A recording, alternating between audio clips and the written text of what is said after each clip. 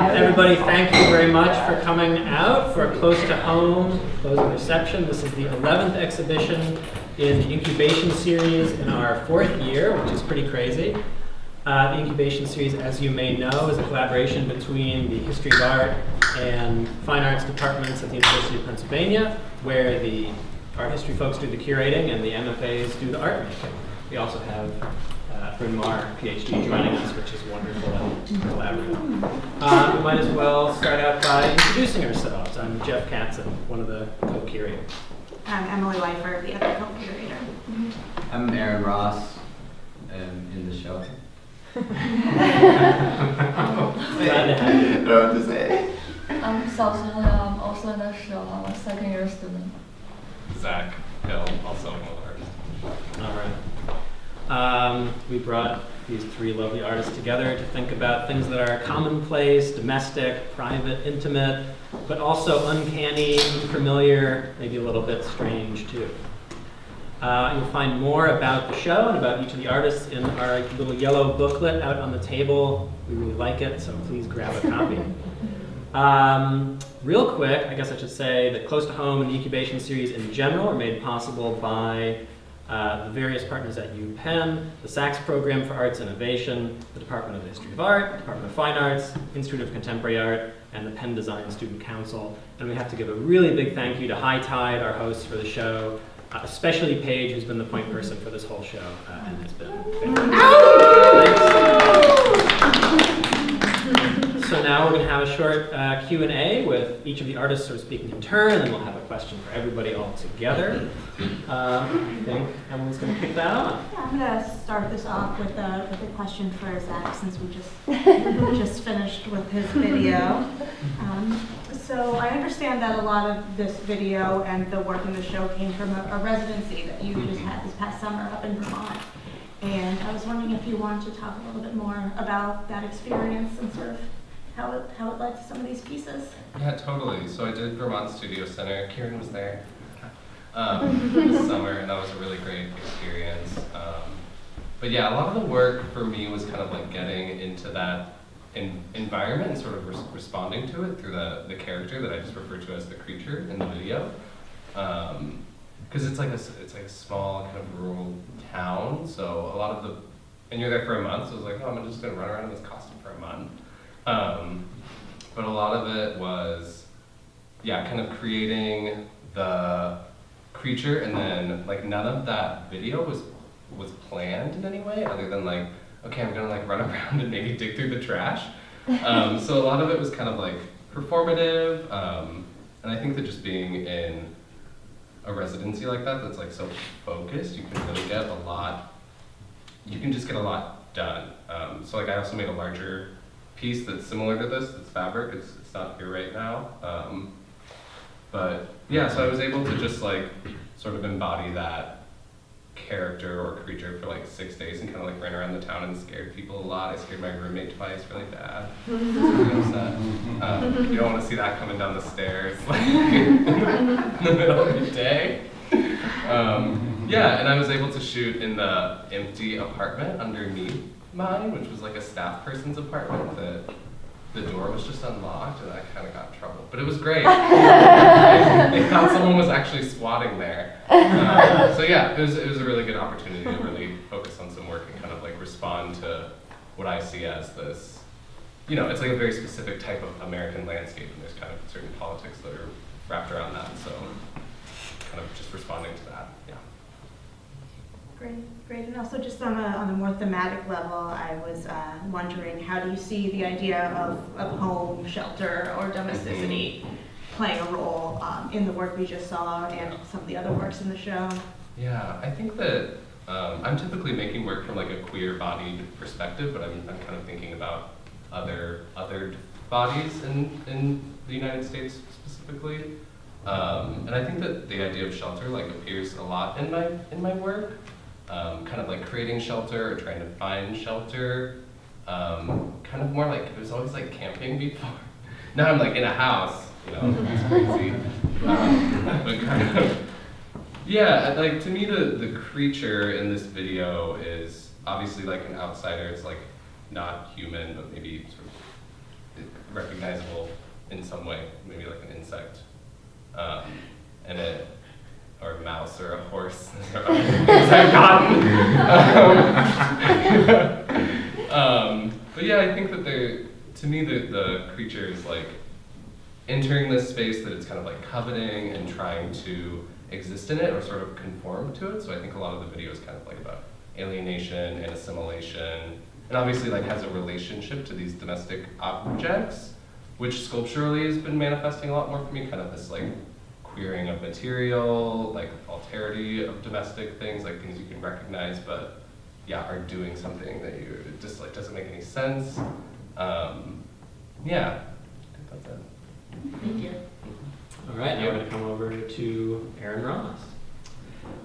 Your Oh Love That Will Not Let Me Go video, which was the second one that we just screened and is also playing over there, it emerged from a broader project centered around your family. Could you talk about how that project came about and why the recordings that went into the Oh Love video stood out as particularly worth building around? Sure. Yeah. I've been doing a project for a little while where I was working with different family members and giving like just them a prompt of, is there a song that we can sing together that you think we both might know? And then when it came to my grandparents, I was more interested in them and their relationship with each other and the fact that they've been so inseparable together since they're like in their early 20s.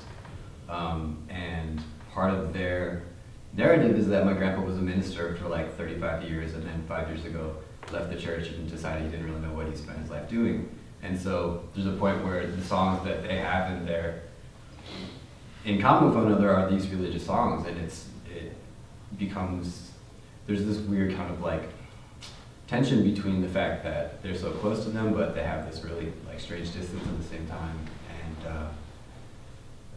I forget the rest of that question, but that's about it. Yeah.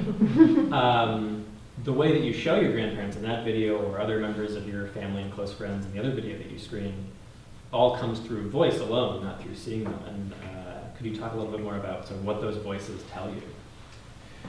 Yeah, I mean, in part I'm interested in what the voice has the capacity to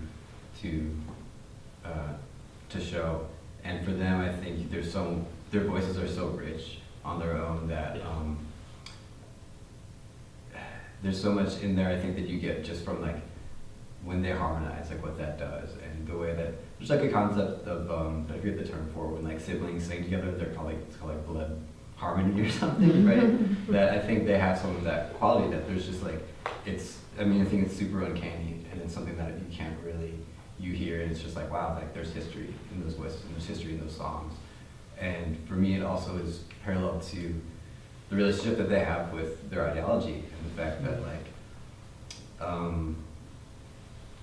there's just this like constant thing where like with the candle being relit where they're reinforcing one another and sustaining one another, and in the way that like their faith ultimately kind of maybe not failed them, but whatever happened there, that is all kind of wrapped up in the quality of their voices, and it has this like for me also like a spectral quality. Yeah. And then I also wanted to ask about these lovely blur of photographs down this side of the gallery. As people may not realize, these come from long exposures of internet pornography. So I wanted to ask, what is it about the long exposure technique that fits so well with that particular subject matter? I guess for me it's mostly about using the camera as a stand-in for a viewer, and then it's about looking and watching. And so as all that information is coming in through the camera and hitting the film, it's really the same process that is happening when you're watching or anyone is watching, that it's traveling through a kind of lens and then hitting a medium, and it's being absorbed and reinterpreted through a chemical process. And so it's like this both a literal translation of that information, and it's also this like complete abstraction. Remember when we were in your studio, you talked about sort of the experience of this internet material that's so ubiquitous and yet not discussed very often, really, in public. So here we are. Forms the same kind of strange blur that's hard to understand, maybe. Yeah, I don't know what to Yeah. yeah, I don't know what to say about that. Yeah. Yeah, I mean, I think there's something. I mean, in part, it's just like a question of like I like the tension between when you look at them from afar and you look at them up close, and that like the closer you get, you can see how the image fades back and the screen really comes forward, and it becomes about like a relationship between the viewer and the screen, and that that the screen kind of sits on the surface in a way that the image, that the content.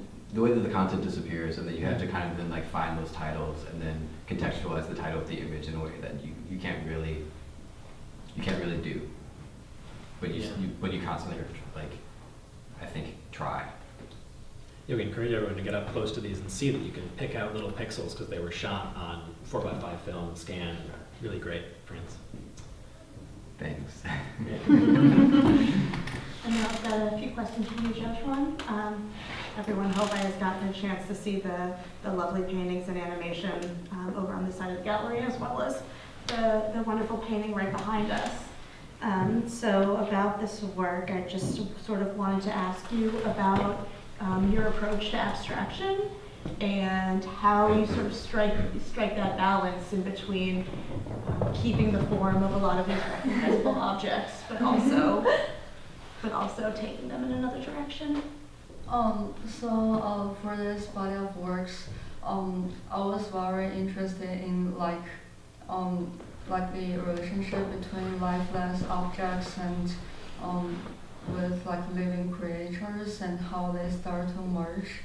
And somehow I feel like some commonly seen like everyday objects, they start to like have their own like characteristics and also having like some features showing their identity sort of as like same as living creators or showing their sexuality, and I found that perspective very interesting. Also like in like the other body of work that I have been working on is from the other way around, like I start to like depicting like figures and they start to look more like still life objects. So I found them to be sort of related to each other and it's a good pair. And also in like the animation, it made the still images like possible to start evolve and to make that process like more clear. So my other question is, how do you decide which objects you're going to use for these still life works? Like, is there something that draws you to some objects other than others? Yeah, sure, definitely. So I was thinking about like objects that like I have some knowledge of, like sort of like because of my familiarity to it, and also I found like some of their original like functionality become like relevant to what I'm going towards, especially when they become to sort of look like living creatures. Like some of their features start to have something overlap the feature as if they are recognized as a character. So that's sort of how I decided on choosing those objects. So it sounds like you recognize something human in them that you... Yeah, sure. So it's like the one on the left, it was originally a tape that is used for correcting mistakes, and the other one is a coffee maker. So I guess for the coffee maker, I was thinking about like this process it's like a very sort of representative process. Also it can be related to like consumption and also sort of related to like how the society is kind of processed in the similar way, and with also the tape, it's like it has this indication of correcting and like hiding, concealing. So like these are some ideas that were there. All right, well, it may be tough to attempt synthesis on the fly, but we're going to open this next one up to all of you together. Whether it's a coffee maker or songs that people know by heart or domestic spaces that we're so used to, but also not so used to. Could you describe the role of the familiar and the everyday, and what role that plays in all of your work, and for bonus points if possible, how that plays in all of your work together as a group. I know, tough on the fly. Whoever wants to Go start. The role of the familiar and the everyday. everyday. I mean, I guess I think overall in the show, like all of the things that we start off with are things you would know, or I mean, it's kind of like stated in the question, but yeah, things you would know other than like kind of twisted into our own sort of statements on them. I think that maybe in between me and Xiaoxuan's work, there's a lot of like characterization of objects, or kind of making them alive in some way, and I don't know, I think yours is more creating like sort of mythology around the everyday or your family specifically. Yeah, it seems like all our works like started from sort of like personal experience or personal history, but then they start to go to somewhere else. Yeah, I guess for me personally, I'm partly interested in like trying to reduce things to their essences, and that like things in our like benign things that appear benign in our daily lives that are super familiar also kind of contain a certain essence and can be reduced to be like super representational of like the larger whole, and that maybe in a way that you can't even recognize at the time, but in the way that people say these like weird like a show stub or like your retainer, and it's like, what does that piece of garbage really represent you? It becomes like super talismanic. Yeah, and I mean, like I think we were all, when we found out we were all going to be in the show together, we were like, how are they going to do that? And like we were all really surprised by the curation from you guys and what went into it. And we were like, oh wow, our work is all related. Surprise, surprise. It's the best meeting of the year when we get together and say, okay, all the second year effort in the face, what groups can we come up with? It's a lot of fun. Yeah, but yeah, I think overall there's like a lot of this work has like something under the surface. It's kind of like parallel to the everyday for sure. Well, I think that went all right. Now, I know, I said it was a high degree of difficulty, so pretty good. Thanks, everybody. Thanks. Now I think it'd be good to open up to the floor. Does anyone have anything that they would like to ask?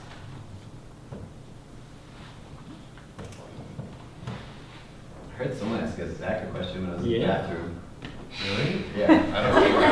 I meant to ask if I could, I meant to ask the High Tide members if I could be authorized to give a free beer to the person who asked the first question.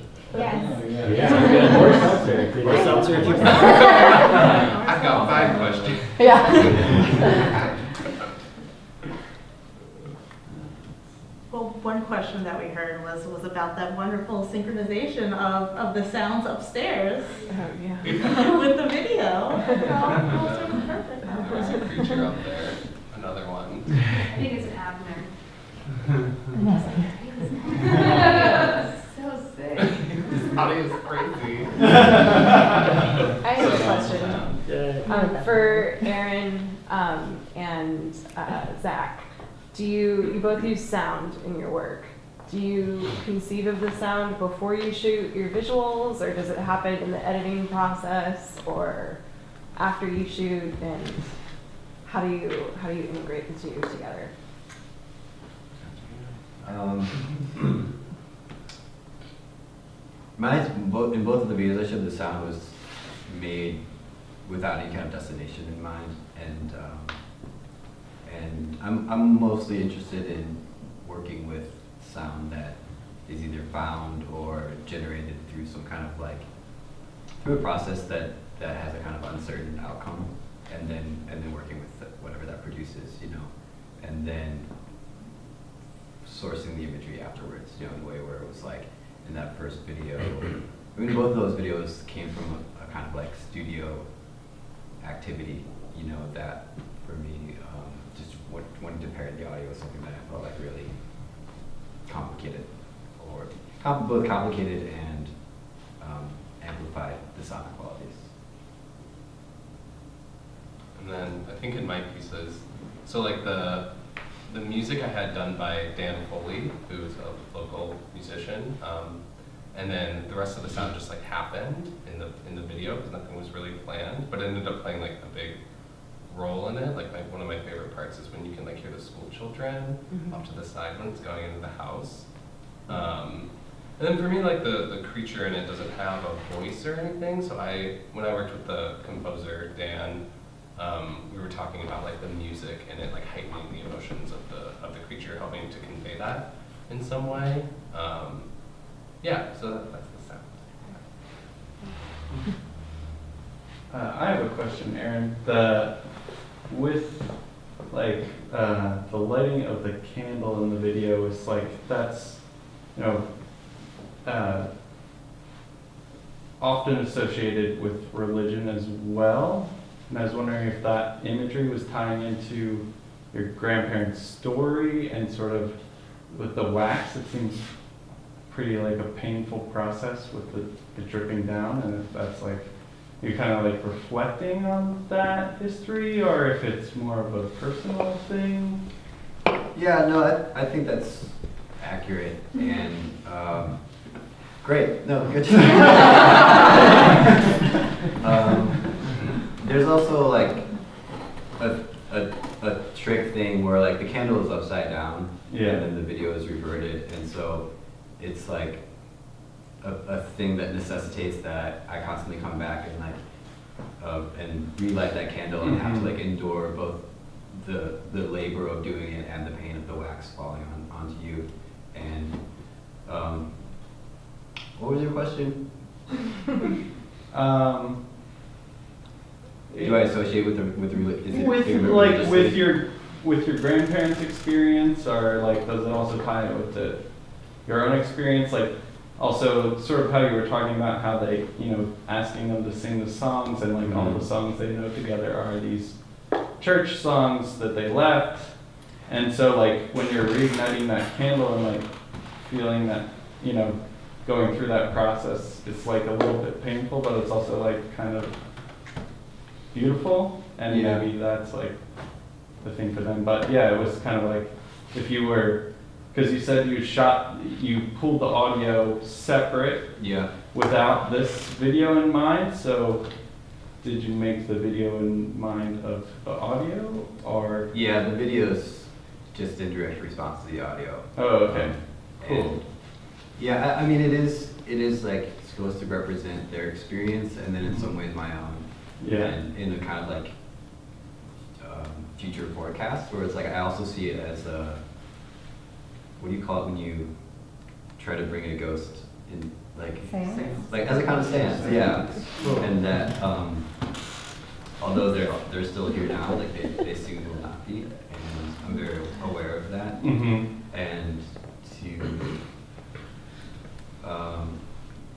and in the same way that I think their voices contain so much like history and memory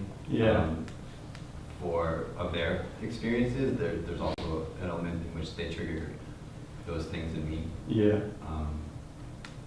And then I think also just have the visual and the audio have this capacity to just speak about like just general ideas of like life and death and absence and presence, and that the voice I think is also for me like intrinsically tied to and light and dark, which is like in this super basic way that I think still rings true.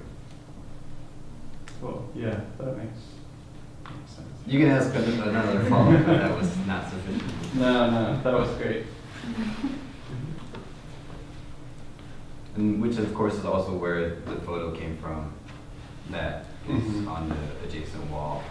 And so I like the idea also of these like competing forces that are like constantly pulling at it. That like in that photo you can see the flame kind of pointing up and the wax pointing down,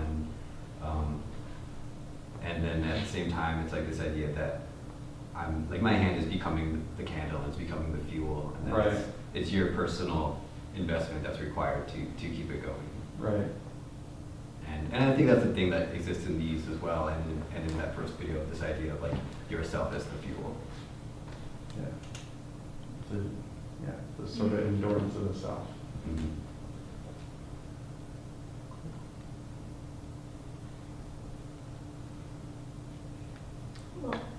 thank you so much, everybody. This was really wonderful.